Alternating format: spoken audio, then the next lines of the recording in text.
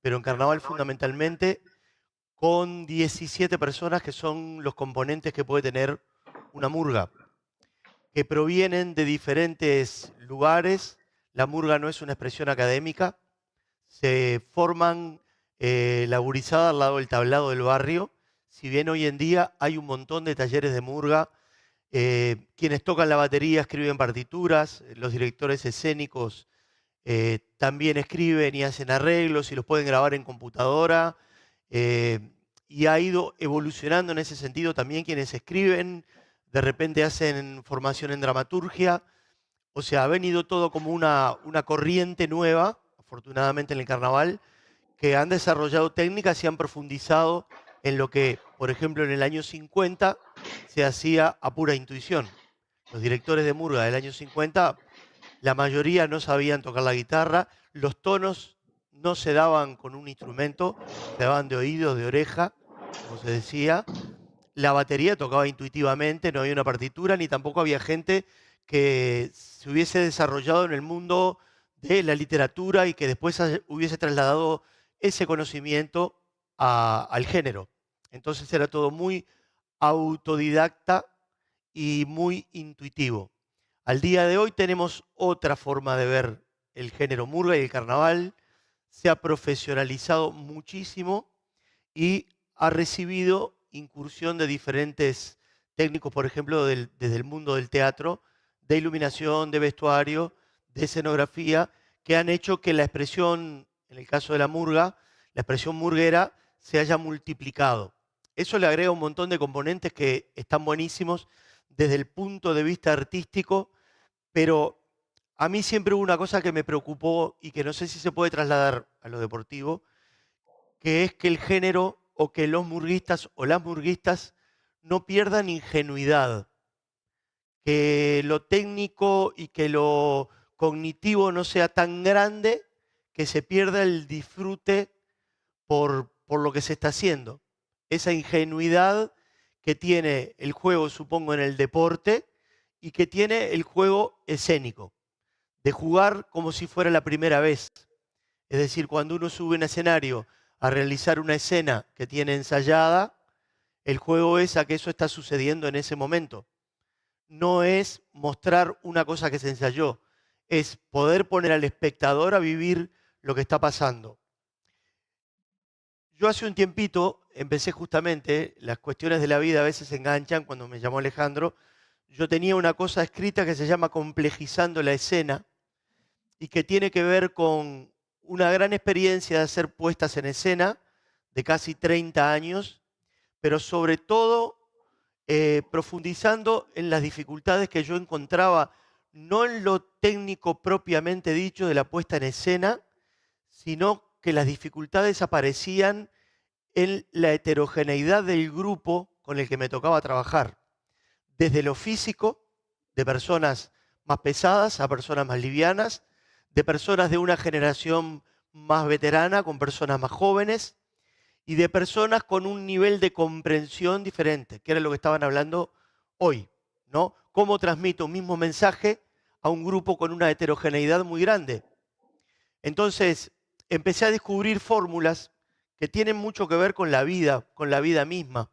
Empecé a darme cuenta que había personas del grupo a las que yo no les podía señalar errores adelante del colectivo, que era mejor que yo los agarrara en la cantina del club 10 minutos y hablara de las cosas que tenía para decir, porque eran personas que yo sentía que no estaban preparadas para recibir una corrección frente a todo el grupo.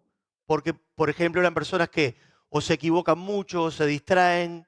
Entonces entendía que exponerlas ante el grupo artístico era una cosa contraproducente. Como también comprendí que había personas que resistían eso y que eran justamente las que se equivocaban menos. Como también entendí que había personas que rozaban el lugar de la soberbia, por llamarlo de alguna manera, y que todas las indicaciones que uno daba, artísticas, eran como, ah, sí, ahora lo hago, ¿no? Y ese ahora es, bueno, ¿cuándo lo haces? Porque a veces en el carnaval hay dos instancias. Una son los tablados, que obviamente tienen más libertad expresiva y menos carga, menos presión, y otra es el teatro de verano, ¿no? Que para nosotros es la final de la Copa del Mundo o la Libertadores, porque ahí se puede ir hacia arriba todo el trabajo que hiciste de meses, de 8 meses de ensayo, o caer en picada, depende de cómo te vaya. Nosotros tenemos un concurso como ustedes tendrán campeonatos. Lo que pasa es que nosotros tenemos 2 oportunidades nomás. Primera rueda y segunda rueda, y si la murga pasa entre esas 10 mejores, va a la liguilla. O sea que ahí también tenemos metido en el arte del carnaval una competencia, que para mí tiene sus pros y sus contras, porque en el arte yo no debería jugar a ganarle a nadie, porque es muy subjetivo lo que se plantea artísticamente. Cuando está juzgado por un grupo de 6 o 7 personas que tienen conocimiento en el área en la que trabajan, es decir, la persona que va a poner un puntaje al vestuario, por supuesto que tiene formación y conocimiento, pero también estamos pasando por su subjetividad, porque es me gusta o no me gusta, está adecuado al contenido del espectáculo o no está adecuado. Entonces, no podemos medirlo igual que en el fútbol, que es el que hace más goles gana a veces, ¿no? Tenemos que verlo de otra manera. Entonces, complejizando la escena es una tarea de apuntes, de tópicos que para mí fueron importantes y que leo a algunos grupos en los comienzos del proceso. El proceso de creación de un espectáculo de murga, como decía, empieza en junio y el carnaval termina en marzo del otro año. Y hay un periodo de 90 días donde ese grupo de gente se ve todos los días, desde las 7 de la tarde, a veces hasta las 4 de la mañana. O sea, ves más a ese grupo que a tu propia familia. O sea que pasa a ser un núcleo de referencia muy importante, donde sucede todo lo que sucede en el acontecer humano, lo luminoso y lo oscuro. Y quien está al frente del asunto o tiene el timón, tiene que liderar, ¿no? Yo una de las cosas que aprendí es que no hay peor líder que el que tiene el liderazgo y no lo ejecuta, porque hay liderazgos naturales. Entonces, si vos lo tenés que ejecutarlo, porque el grupo, si no, no sabe a dónde ir. No es un liderazgo que se vota. El director de una murga no se vota.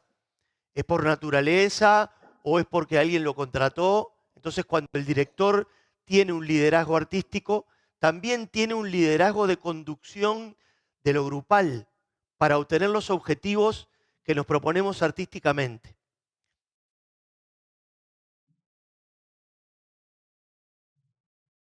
Bueno, una de las cosas es que yo planteo, no estemos todo el tiempo trabajando para confirmar lo que ya sabemos. Lo que ya sabemos, lo sabemos. Entonces, no vamos a generar una puesta en escena, un trabajo artístico, solo en base a lo que sabemos, ¿no? Tenemos que dar un paso más para entrar a un lugar nuevo, desconocido y que nos desafíe como artistas, ¿no? Ahí hago el correlato, como deportistas, como futbolistas. Entremos en otro lugar, donde además de lo que sabemos, que es muy importante, haya un desafío. Es el conflicto el que hace crecer a una persona. Recién él hablaba de la infancia, de la adolescencia. Si yo estoy enseñando y no pongo en un momento un conflicto a la persona que está aprendiendo, el aprendizaje es muy lineal. Es en el conflicto donde yo establezco si tengo o no tengo el conocimiento o si tengo que salir de ahí y partir a buscar otro conocimiento que necesito para complementar.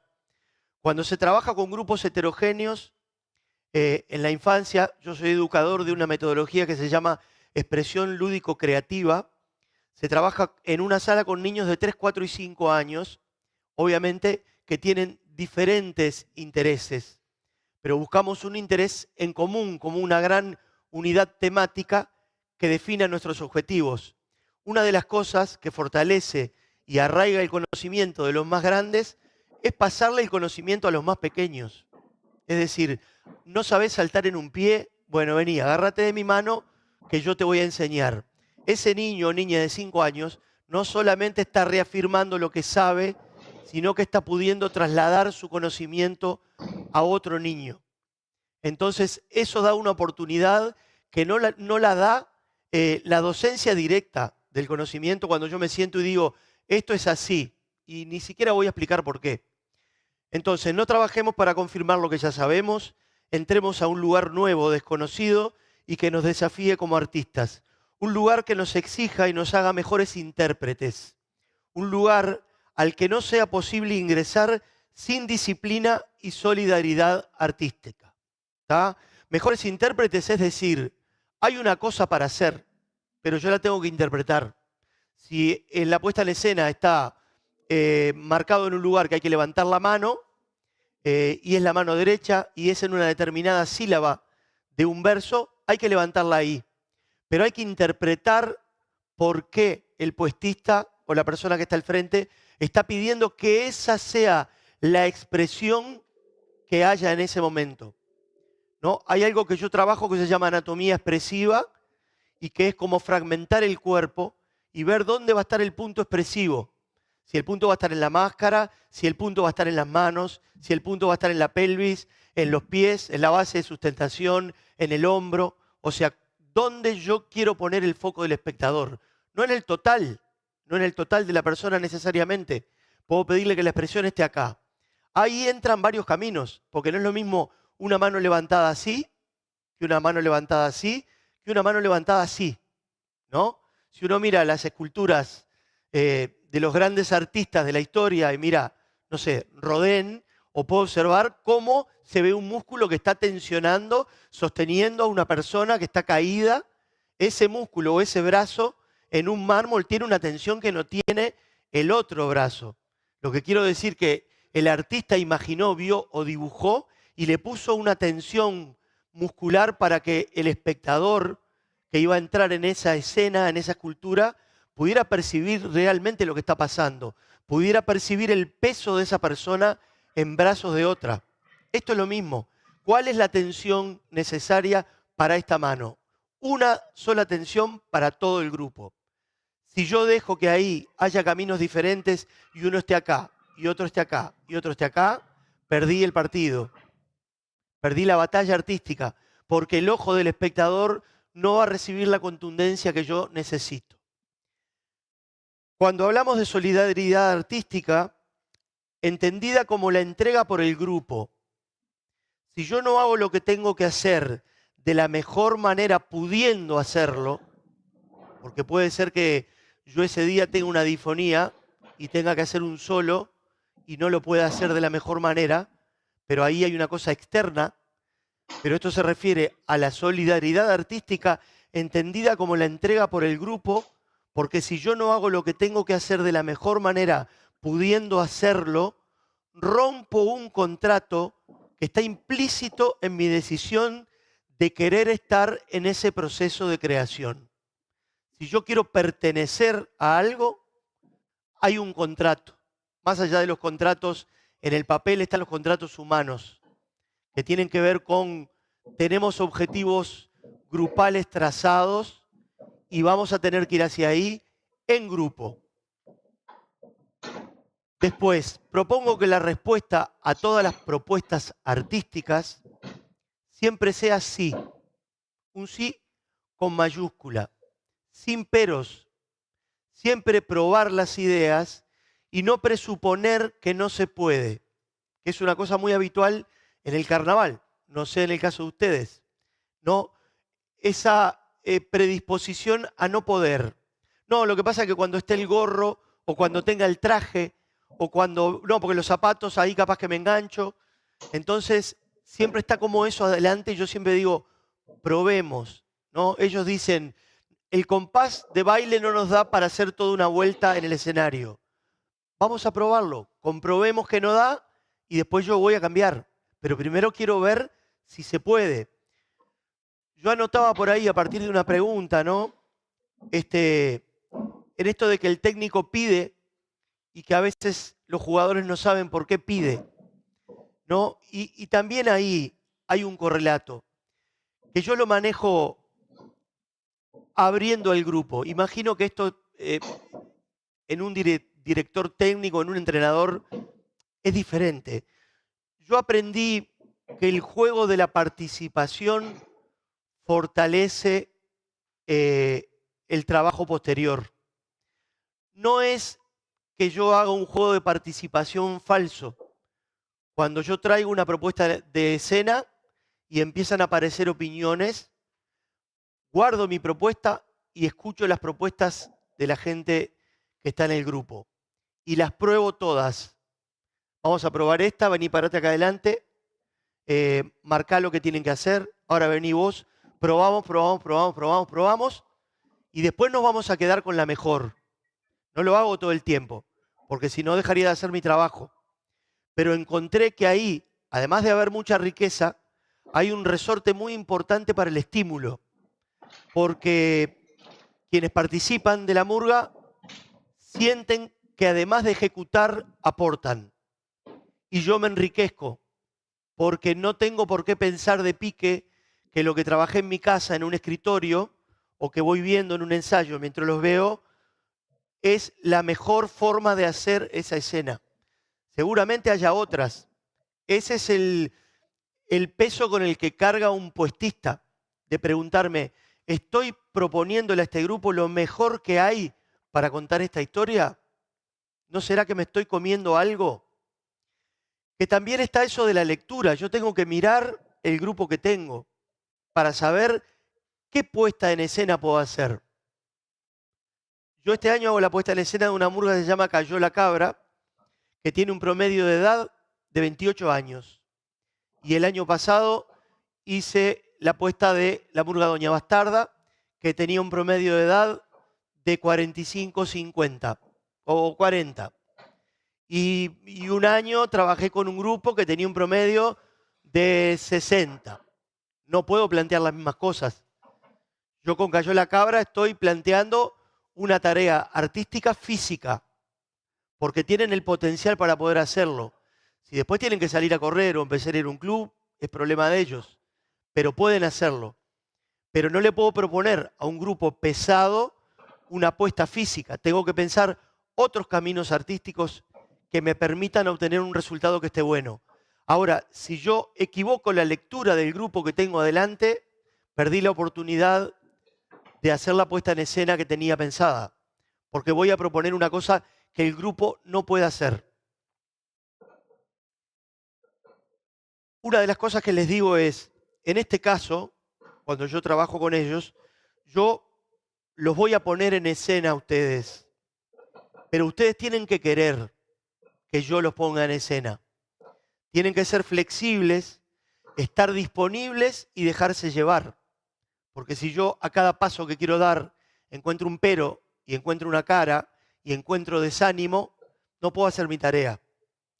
Entonces, estos tópicos que pueden tener que ver con lo técnico artístico, yo aprendí a irlos resolviendo en lo humano, en esto que les digo. En carnaval hay mucha maña, supongo en el fútbol es igual. No, vos traes un crack, se canta todo, es tremendo cupletero, tremendo solista, pero es un mañoso, ¿viste? En los ensayos hace todo de taquito y después comprobás que cuando llega el momento, cuando las papas queman, va y la clava en el ángulo. Pero yo no le puedo permitir a esa persona que frente a un grupo de gente al que yo le estoy exigiendo un rendimiento, haga las cosas de taco. Y no le puedo decir a ese crack, adelante de todos, vos ponete las pilas. Lo tengo que agarrar aparte y poner a jugar la calle que tengo, el mundo que he transitado. Decirle, mirá, yo te quiero pedir esto, no te lo tomes a mal. Es importante que vos pongas todo para que el grupo ponga todo. La escena será de ustedes. Eso es lo que les digo. Es un privilegio tener un escenario, como supongo que es un privilegio tener una cancha para jugar. Porque por algo nadie quiere estar en el banco, por lo menos que yo conozca, ¿no? Nadie quiere estar en el banco, quiere estar adentro. Porque es un privilegio estar adentro de la cancha de escenario. Y que el criterio no sea lo hago como me salga, sino lo hago como es. No existe el lo hago como me salga. no, porque a mí no me sale levantar tan alto, entonces yo levanto más bajo. No, vamos a acordar.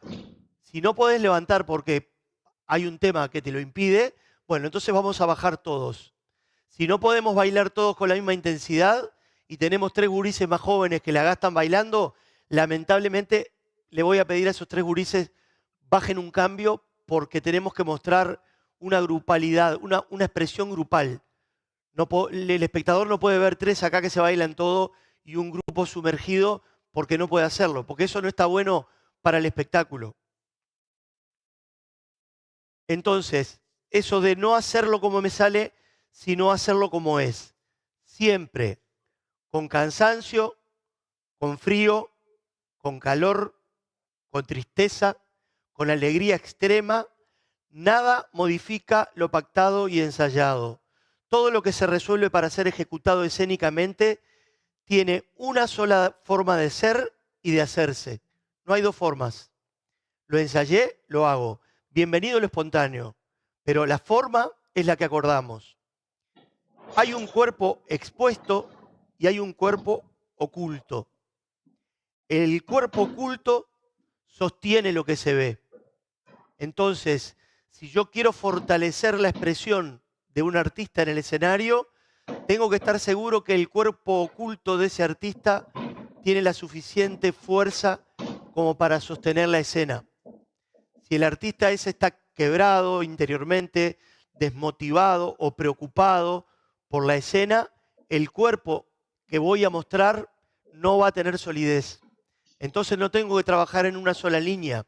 No me alcanza con saber que esta mano está acá y tenga esta tensión, sino que tengo que saber cómo se siente ese artista con esa acción que va a ejecutar.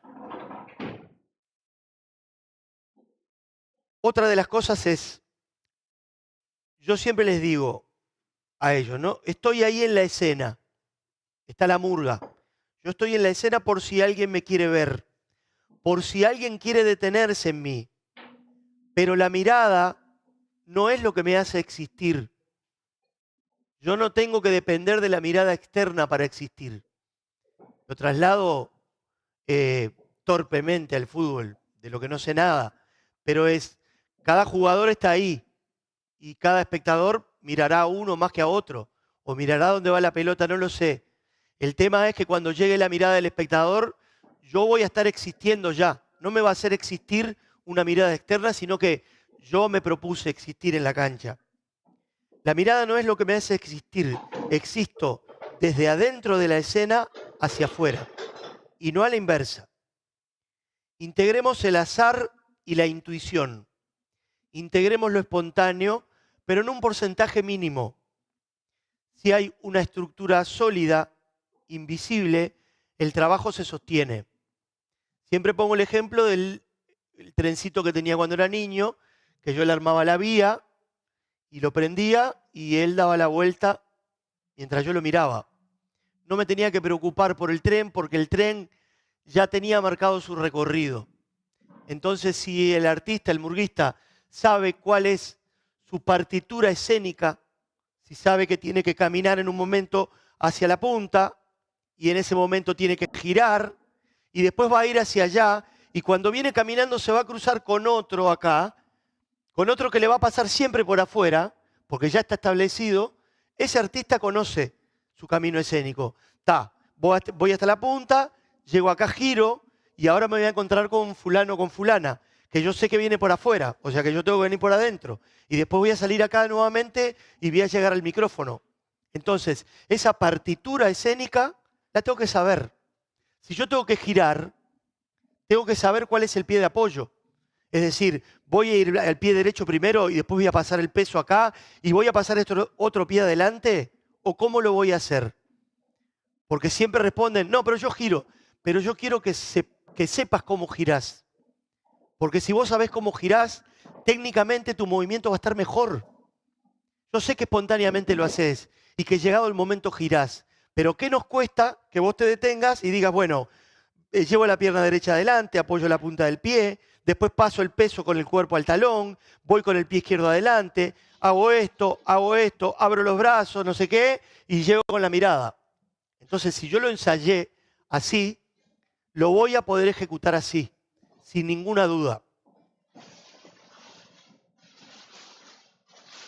La forma del contenido. La murga tiene un contenido, un viaje conceptual que puede ser un cuento, una historia o lo que sea. Y ese contenido al que el puestista en escena debe poner en la escena, y donde la puesta en escena no puede ser nunca más importante que el contenido, tiene que estar al servicio del contenido. Es decir, soy un operario, soy un obrero de esta historia, soy un obrero de este cuento que vamos a contar. No soy otra cosa. Soy un vehículo para comunicar a la platea. La forma de ese contenido tiene dos posibilidades de ser expresada, la musical y la escénica, ¿no? La musical tiene que ver con la estructura, con lo que toca la batería, con la música que se canta. Bueno, ¿estamos tocando en qué tipo de compás? ¿Compás de 4? Bueno, yo sé que ahí puedo hacer 4 pulsos con los brazos y estoy haciendo una interpretación rítmica de lo que se está cantando y tocando.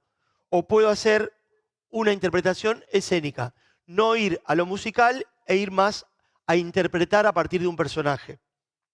Las dos posibilidades deben tener trabajo y a la vez ser una todo el tiempo. No puedo ver un artista en un momento y a otro en otra. Tengo que ver al mismo artista desdoblándose con las diferentes formas que tenemos para expresar ese contenido. Será un proceso. Eso para mí es importantísimo. Está como el anhelo de resolver las cosas artísticas en 15 días. Y es un proceso. No se puede descubrir en un ensayo lo que se descubre en un mes de ensayos, ni en un mes de ensayos lo que se descubre en 3. Porque hay descubrimientos. Y hay que aceptar que es un proceso. Hay que tener la capacidad, como quien trabaja la arcilla y el barro, y después que lo trabajó lo deja secar, y cuando está seco lo pinta, y no sé, y después lo pondrá en un horno, pero banca su ansiedad, banca ese proceso. No es de hoy para mañana. A veces hay que tener velocidad, hacer las cosas, resolver rápido. Bueno, se viene el desfile, tenemos que resolver cosas ya. Aceptemos el caos. Que el caos no sea caos para nosotros. Es un caos a partir de la tarea, no es un caos humano. O sea, no tenemos por qué enloquecernos por estar inmersos en un caos, porque es parte de nuestro proceso. Que haya un momento en el que no sabemos qué hacer, en el que todo nos sale mal, en el que las correcciones son permanentes. Trabajemos para que esta experiencia, trabajemos para que esta no sea una experiencia parecida a otra. Esta puesta en escena no es parecida a otra. Tampoco para que sea mejor, simplemente para que sea única y singular. Porque estamos trabajando para una nueva creación, no para repetir algo que ya hicimos. Quien ensaya para repetir cae en un grave error. El ensayo es una oportunidad para mejorar, no para repetir lo que ya hice el ensayo pasado.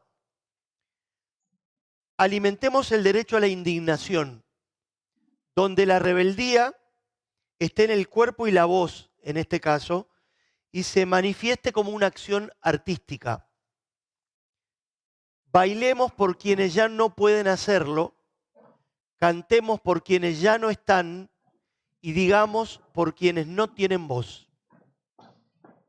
Muchas gracias.